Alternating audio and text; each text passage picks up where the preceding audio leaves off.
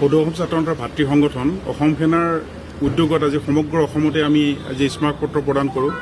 এই স্মাৰকপত্ৰৰ জৰিয়তে আমি অসম চৰকাৰক দাবী জনাব বিচাৰিছোঁ যে আজি 7 দিন উকলি গ'ল আমাৰ অসমৰ সম্পদ, অসমৰ ৰাইজৰ বুকুৰ আমঠু জুবিন গাৰ্গ ঢুকুৱা আজি 7 দিন উকলি গ'ল, কিন্তু 7 দিনৰ পিছতো আজিলৈকে দোষীক কৰায়ত্ব কৰিব পৰা নাই। এইটো এটা দুৰ্ভাগ্যজনক কথা।